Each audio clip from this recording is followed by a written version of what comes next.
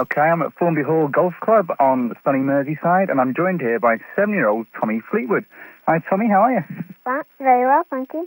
Okay, now, since we last met, Tommy, have you won any more competitions? Yeah, I've won the Sefton Junior Cup and a Trophy Club at Devil. So what's your handicap now, Tommy, on this course? I've got it down to 25. That's 25 from the adult tee on the Formby Hall Golf Club.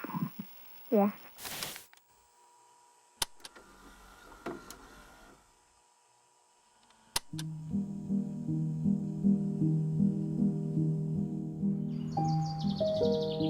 All I feel like I've ever tried to do is be a good person and be hardworking and then see where that takes me.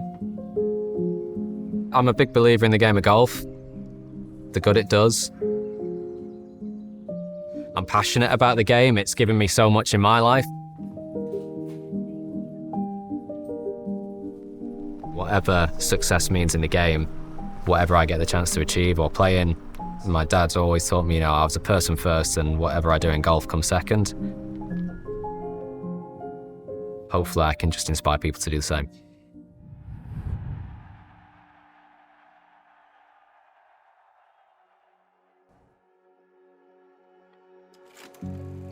When I first started playing golf, I was 6 years old and I played on a Monday night at the Sefton Juniors Club, which was the local muni.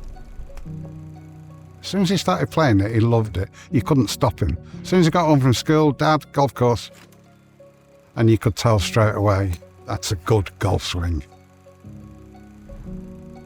I was hooked the first time I tried it, and as a young kid, I was always distinctly average at every sport. Golf I was pretty good at, so I enjoyed it the most. It was always my favourite thing to do, so I was hooked on it for those reasons. If I wanted to practice for however long, my dad would do it with me if I wanted him to. He just loved hitting golf balls. We've been on the range in snow, ice. We bought him a set of waterproofs, big thick things, isn't it? Like I say, it's only that big. He got home this night, it's absolutely pouring down. I said, Dad, let's go golfing, I want to try my waterproofs on. He just wanted to play golf. There was nothing else in his life after starting playing. My dad had a good eye for my swing and the game. My mum drove me everywhere, wherever I wanted to go.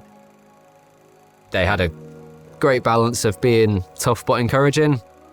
Right through the thing, don't cut across it. Better. I had a lot of things going for me and my parents were definitely one of them.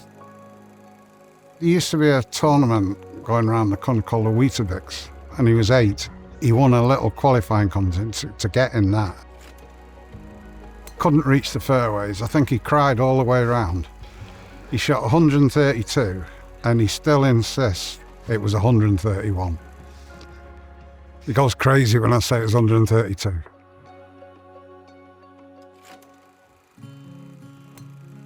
The story of Tommy Fleetwood itself, he rose from relatively humble beginnings and he had somebody who saw his talents, believed in him and spurred him on to join a local club and rise through the ranks junior golf to where he is today. Formby all started with the Open at Birkdale. Tom was 8 then, and this tailor-made coach, they said, we'd like you to bring Tommy.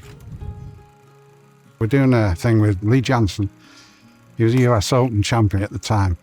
So we came that night, it was absolutely packed out there on the range and everything. When Lee Jansen had finished and Compare shouted out, any young juniors here want to come and hit a ball? And I went like that with Tom, shoved him out, so he had no choice.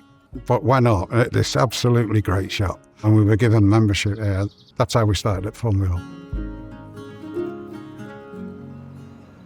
It's where I grew up, it's where I learned the game for the most part. It's just very close to me really, very meaningful. And it's like no matter how much time you've not been there for, as soon as you come back, it's like, it's just the same. You know, as soon as I step on the golf course here, or step on the range, it's just like it's like I've not been away really. It just feels very, very cool. So many familiar faces. It's lovely. Is it easy to park here for you? Well, I do have my space here. They've given me a spot. Very occasionally, I say very occasionally, most of the time my dad's mate's parking it, so it's potluck whether my space is actually taken or not.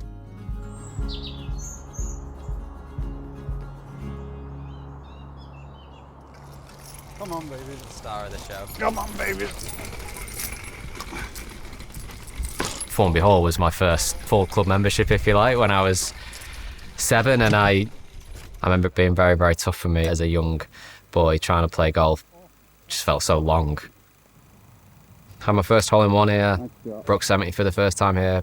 There's so many major landmarks in my golfing life that have been at Formby Hall. Been coming here for such a long time, played all the way through my life, really. I've always come back here, always practiced here a lot, always played here, and no matter how long you've been away, when I drive in, I just feel like I was here yesterday.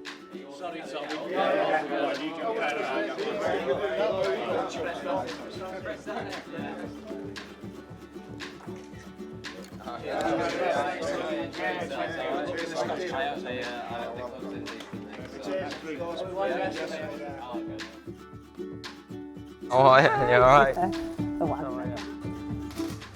Red carpet. Thank you very much. Tommy is very much an ambassador and a connector. Thank you. It's a pleasure. Nice to see you. You He okay? connects all elements of society to golf. He represents what can be done when you put in hard work, when you have the right principles and values as a person. You get in the middle. Have a quick Throw me in the picture. middle. Have a quick picture as well.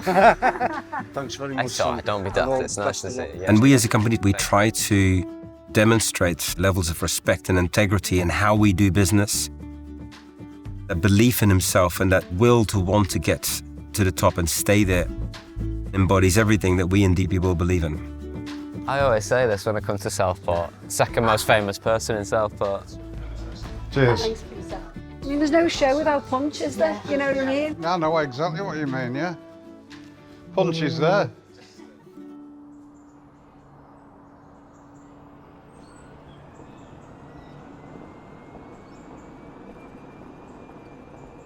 This was where I had my first ever hole-in-one. Me and my dad were playing. I was 12, I think. Evening round of golf on it. You don't remember? I don't remember, no. You don't. I remember. It was an evening round of golf, and there was 2 people playing the 13th that actually saw it, and those were the only 2 other people that saw it. Great. I don't know why I'm looking at you because you don't remember. Yeah, it was great. Your first one, especially. My dad's actually still never had one, so he wouldn't know what we're talking about. I might get one here now. You might. You won't because you can't reach.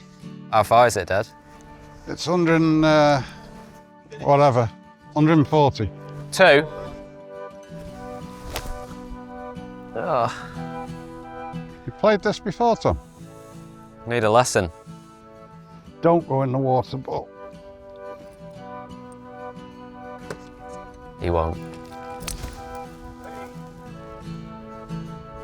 I can't begin to describe how cocky he's feeling right now.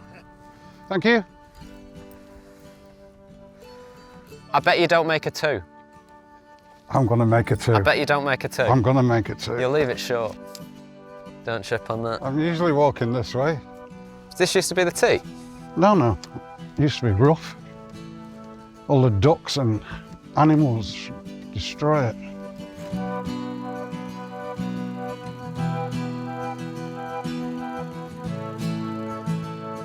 Every time I come back to play, he always asks for more shots.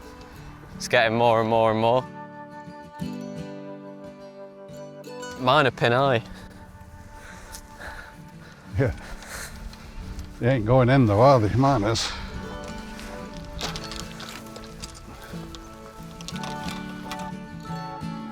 Three putt might win it. I'm pretty sure you're going to leave it short. There's a trophy on this. So many memories and so many feelings of growing up, practicing, playing golf with my dad. Don't go in. Don't go in. I'd look. You can have that. Thanks.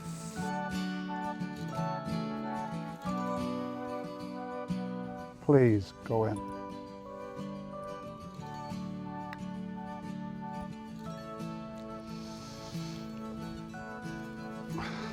I thought you'd leave it short, so.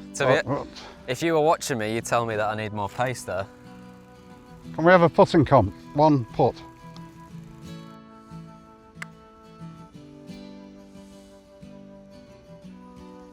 Let's go putt that. It's a very good putt.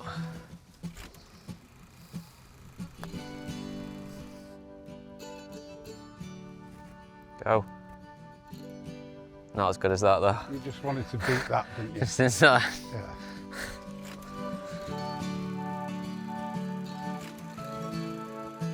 Used to get home from school, he'd run in, the dog would whiz round the table, and he'd get on my name, we watched Star Trek.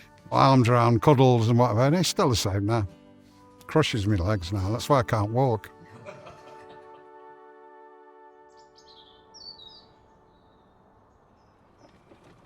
When are you coming to Scotland?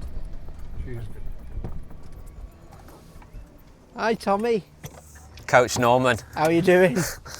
How are you? Great to see you back Yeah, at it's, Formby Hall. got the oldest member of the TFA Oh, at fantastic. Formby Hall. He's gone now, look, he's gone. So, no. I remember the very first night I met him. It was a windy night, dark. I was looking to lock the range up and I saw some headlights coming down the drive. I thought, who's this golf maniac? And it was Tommy and his dad coming. And I saw this little lad hitting balls. I thought, wow, he's pretty good. Tommy was 6 then, so stopped and spoke to his dad. I became Tommy's coach. What are you hitting driver for? Because I've never hit it.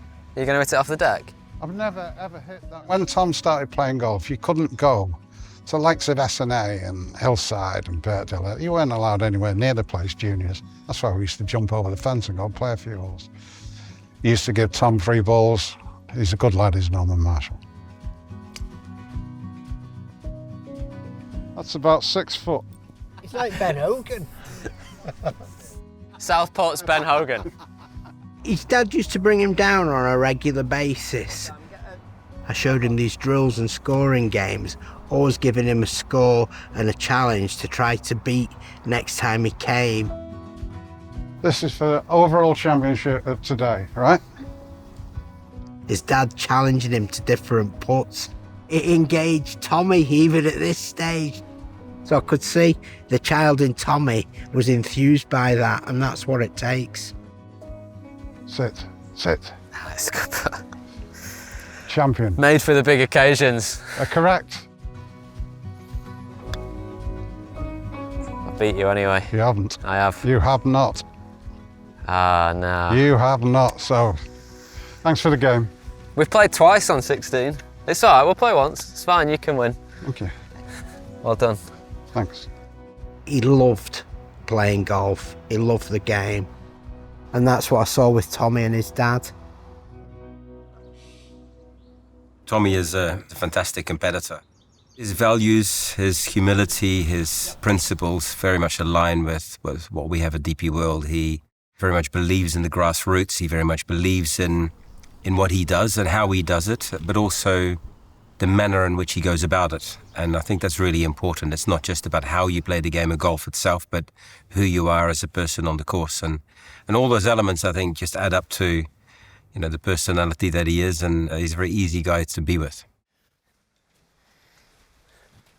How neat is it, Norman? All right, Tommy. It's pretty neat. It's pretty Lived neat. in?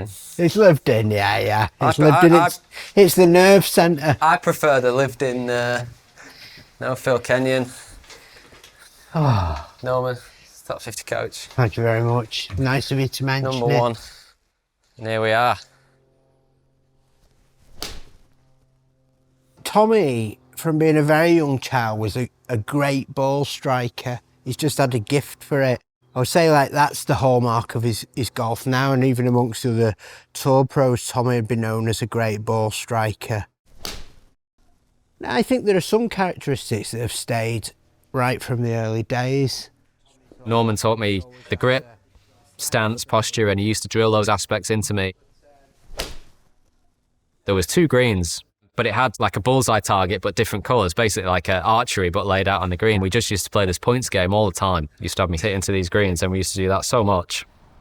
And I very proudly held the record, 16 out of 25. So I showed it to Tommy one night, and he was only 9, and he hit it with 21 out of 25. I stopped playing it after that. When I was little, we did so much target practice My swing would change, obviously, week to week, but I always had certain things that he would make sure I had right, and then we would play games. Well, when he was 9 and he set that record, that made me realise he was something special. And it's that drive which is all stems from the love of the game, and that is what Tommy had. But probably by the time he was about 12 and still committed, I thought maybe he's got a chance of going all the way. When it was summer holidays, I would get dropped off early, practice, wait for a slot if there was tea time, go and play. Might have lunch, might play again, might practice some more. Actually, one of the best things that happened was when the par 3 course got made. I spent hours and hours and hours on there. And then living so close, best thing was when I actually started driving, because I would have my dinner and then I would drive back and play the par 3 course for another couple of hours before going to bed. So that was just a massive addition, really. And I think, looking back, it had an impact on my iron play. I spent so much time on that par 3 course that I think it really helped a lot of my game. Nothing stands out with Tom. He wasn't a prolific winner as a junior. It's just keep going and going and going and going. He never has a day off golf. He's always practicing. Practices too much, doesn't rest enough. But that's just my opinion. He just carries on and on and on. He'll still be on the senior tour when he's 70, Tom. Still have that air.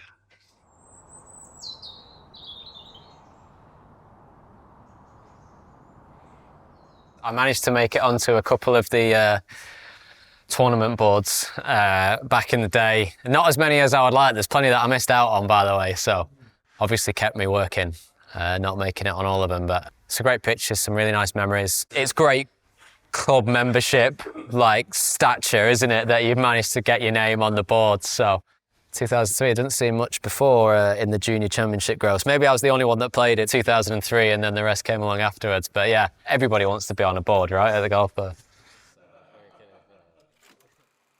When I finished high school, I took the option of giving myself a couple of years of full-time golf. I had the chance. I was playing for the country a lot, and I thought if I really dedicate myself to the game, I'll give myself 2 years, and wherever I am there, I'll make a decision on that. And I still didn't know. I worked so hard. I spent all days at the golf club, and throughout that period, probably somewhere I thought, probably I can give this a go. This is event number 9, and we've come to England's Gulf Coast. This week we're at Formby Hall, and with only a handful of events left in the season, we're entering a crucial stage of the PGA Euro Pro Tour. I was 20 years old, just setting off on my journey as a professional golfer, and turned pro, and we entered the event and I came and played. My dad caddied. It was at my home course, so many people watching me. It was one of them lucky moments that I've had in my life. It just happened to come at home and it was really, really cool. An emotional moment as Tommy Fleetwood knocks it in and claims his first ever professional title. He's done it. He's taken the Formby Hall Classic here on his home course, and he's done it brilliantly. 16 under. Fleetwood is the champion.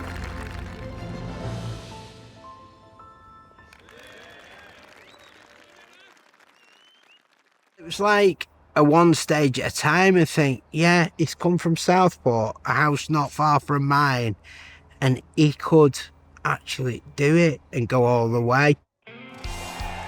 I was having some success, and I probably always had in my mind that at some point I would love to give back and I want to help. When the British Masters was on at Hillside, Tommy's wife rang me and said, we'd like to set up an academy and we'd like you to run it. We'd like to base it on the games and drills that you use to teach Tommy. And then we managed to start the first ever Tommy Fleetwood Academy here at Formby Hall. It's one of them stories that created itself, which is amazing. Tommy come right back to Southport and he lit up the runway for other boys and girls golfing dreams. Well, it's been great to see you, Thanks, Tommy. Norman. Yeah, Thanks for popping nice back to back. see Thank us, you. inspiring us and all the kids. Love it. Lovely to see you. It's life-changing for me personally, but also for the thousands of kids now that have come through the academy. It's been great.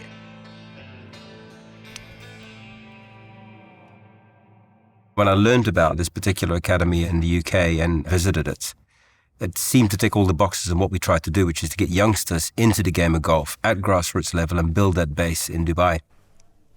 We already had the template and a successful academy over here in England. It grew to the opportunity of we could partner with DP World and start the academy over there at Jumeirah Golf Estates. We are part of a community wherever we operate. And therefore, I think you have to contribute in your own relevant way. And the relevance we've created is to invest in golf as a sport and as a platform for us to connect to people with. And that starts right at the base. I've been very lucky all my life with people that I've been surrounded by and the support that I've had. Hopefully we are creating exactly the same for all these kids that take up the game at grassroots and want to go wherever they want to go with the game. He's taken golf from Southport and he's taken it on an international basis and given boys and girls the chance to try golf. It makes it more than a game, it's about opportunity. There are 200-odd schools in Dubai. We've been to quite a number of those schools already with our container and with our message and with our equipment to get kids excited about the game of golf. The Tommy Fleetwood Academy was the catalyst for us to be able to do that.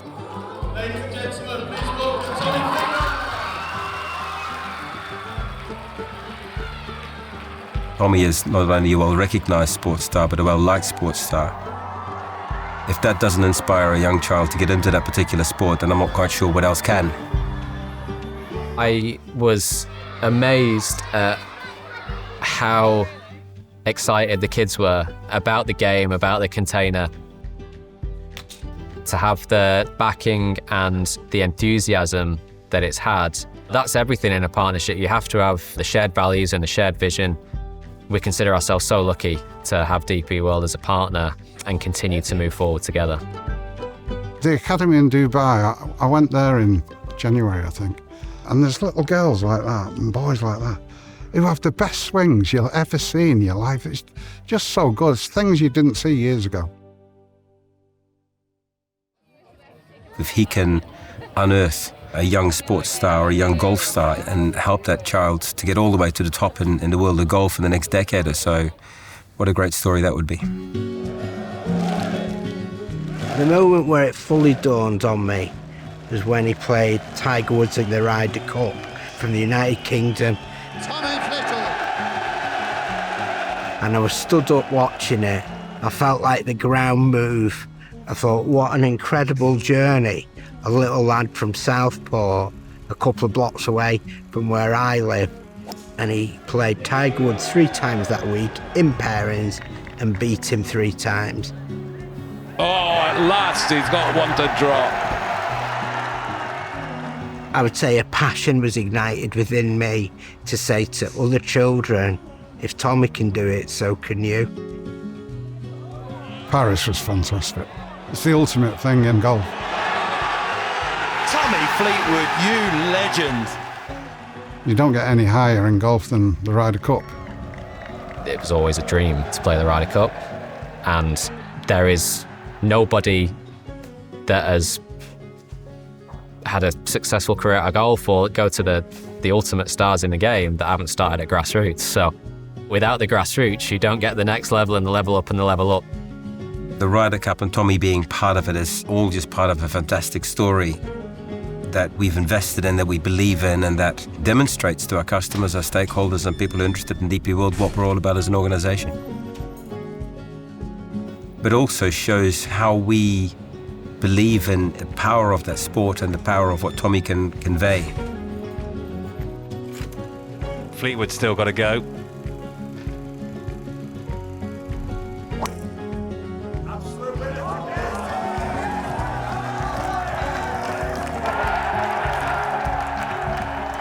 Best drive of his life. I still never see myself as an influence on people or motivating factor for people or anything like that, or an inspiration. If I have had any impact, then that's something that I feel very proud about. The half point is guaranteed, and it is Europe who wrestle back the Ryder Cup here in Rome. So his journey is a journey that we try to use to inspire youngsters of all parts of the world and all parts of society to show what's possible.